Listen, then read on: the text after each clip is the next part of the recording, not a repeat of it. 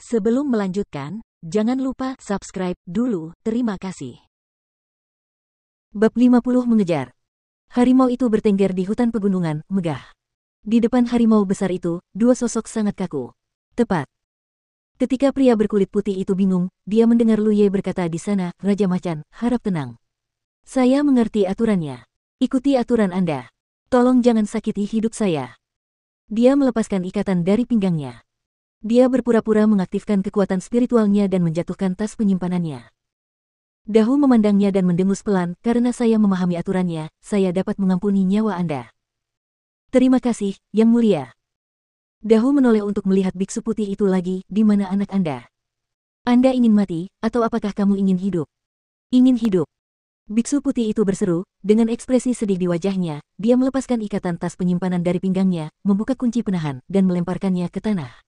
Di depannya, dia telah mendengar beberapa rumor di pasar sebelumnya, mengatakan bahwa ada monster di Gunung Qingyun yang dapat mengucapkan kata-kata manusia. Banyak biksu yang pernah menemukannya. Namun, monster tersebut umumnya tidak melukai kehidupan manusia dan hanya mempengaruhi pil spiritual dan batu spiritual. Menariknya, selama biksu itu mau membayar sejumlah harga, dia bisa lepas dari mulut harimau. Dia tidak menyangka akan bertemu monster ini setelah mengejar Lu Ye ke gunung. Dahu cukup puas dengan penampilan mereka berdua, dan berkata lagi, jangan main-main. Kalau saya tahu kamu belum membuka kunci pembatas, terbuka. Lu Ye dan saudara Baijing berkata serempak. Tidak hanya itu, Lu Ye juga menunjuk ke arah saudara Baijing, Yang Mulia, dia belum kehilangan senjatanya. Saya khawatir dia ingin menyakiti Anda. Saudara Baijing. Terkejut, dia mengutuk Lu Ye dengan darah di dalam hatinya. Dahu jelas terkejut sesaat, tapi tak lama kemudian dia menoleh untuk melihat biksu putih itu, menggeram mengancam di tenggorokannya. Bang! Saudara Baijing begitu saja menjatuhkan pisau panjang di tangannya, jantungnya sakit dan hampir berdarah.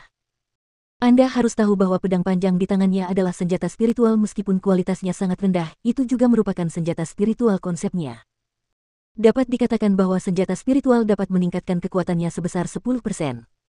Namun, menyelamatkan nyawanya adalah hal terpenting saat ini. Jika dia membuat marah monster seperti itu, dia pasti tidak akan berakhir dengan baik.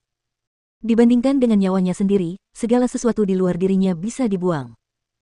Yang Mulia, jika Anda tidak memiliki instruksi lain, kami akan pergi dulu. Pergi. Dahu menggeram sembarangan. Lu Ye dan biksu kulit putih mundur perlahan tanpa memperlihatkan punggung mereka pada Dahu. Ini adalah respon yang normal. Namun, setelah mundur beberapa kaki, saudara Baijing terkejut saat mengetahui bahwa Lu Ye tiba-tiba bergegas keluar, meraih pedang panjang yang dilemparkan ke tanah dan berlari ke arahnya seperti sambaran petir. Saudara Baijing terkejut. Dia tidak menyangka Lu Ye akan melakukan operasi yang keterlaluan seperti itu. Bukankah nyawa Dahu seharusnya lebih penting sekarang? Dari mana dia mendapatkan keberanian? Dia tidak punya waktu untuk memikirkannya. Hampir saat berikutnya Lu Ye bergerak, dia bergegas ke depan. Dia mengambil beberapa langkah ke senjatanya, meraihnya, dan menuangkan kekuatan spiritual ke dalam pisau panjang itu, dengan lingkaran cahaya mengalir pada bilahnya. Angin kencang bertiup ke arah wajahnya. Saudara Baijing bahkan tidak punya waktu untuk berpikir, jadi dia menghadapinya dengan pisau panjang di tangannya. Terdengar suara dentang, dan tubuh biksu kulit putih yang belum sepenuhnya berdiri tiba-tiba tertekan dan jatuh berlutut di tanah. Yang satu memiliki rencana yang sudah direncanakan sebelumnya dan yang lainnya merespons dengan tergesa-gesa. Kali ini, Lu Ye lebih unggul. Saudara Baijing tiba-tiba mengangkat kepalanya dan melihat mata Lu Ye yang tenang dan acuh tak acuh. Tidak dapat mentolerir apa yang dia pikirkan, Lu Ye telah mengangkat pedangnya dan menikamnya. Saudara Baijing buru-buru mengerahkan kekuatan spiritualnya untuk melindungi seluruh tubuhnya, dan pada saat yang sama menebas Lu Ye dengan pisau. Namun, yang tidak dia duga adalah kekuatan spiritual pelindungnya tidak berpengaruh sama sekali, dan pedang panjangnya menembus langsung ke dalam hatinya. Keluar melalui tubuh. Lu Ye menendang lagi, menendang pria berkulit putih itu menjauh, dan pedang panjang itu mengeluarkan aliran darah dari hatinya. Dalam kilatan petir, mereka berdua telah menentukan pemenangnya. Lu Ye tidak tahu apakah pihak lain sudah mati, jadi dia tidak terburu-buru maju. Sebaliknya, dia mengeluarkan jimat serangan dari tas penyimpanan dan menahannya tangannya jika terjadi keadaan darurat. Jika pihak lain berani berdiri, dia akan segera mengaktifkan jimat ini. Tapi melihat sekeliling, tubuh pria berkulit putih yang tergeletak di tanah bergerak-gerak beberapa kali dan kemudian berhenti bergerak. Sepertinya pedangnya telah mengenai titik vital.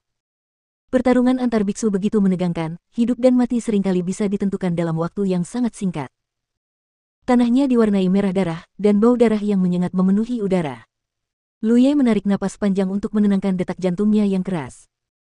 Secercah cahaya merah tiba-tiba terbang keluar dari arah tubuh biksu putih itu dan menyapu punggung tangan Lu Ye. Bagaimana? Sosok Yi muncul di atas kepala dahu, menatap Lu Ye dengan bingung. Saat itu, Lu Ye tiba-tiba bergegas dan berkata kepadanya dengan tergesa-gesa, bantu perampokan itu.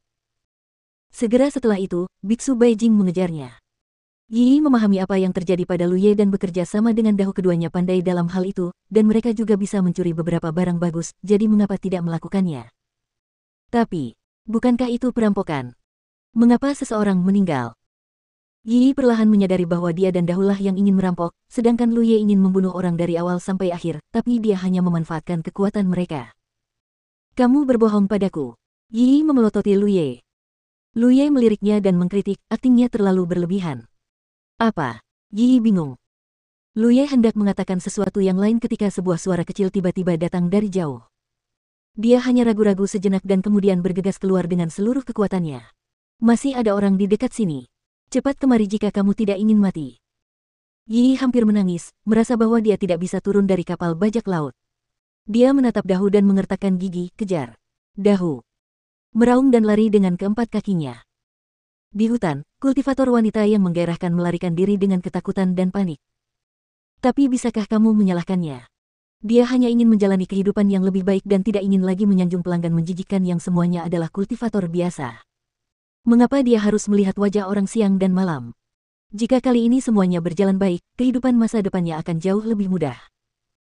Namun dia tidak pernah menyangka bahwa orang yang dicarinya akan benar-benar merindukannya.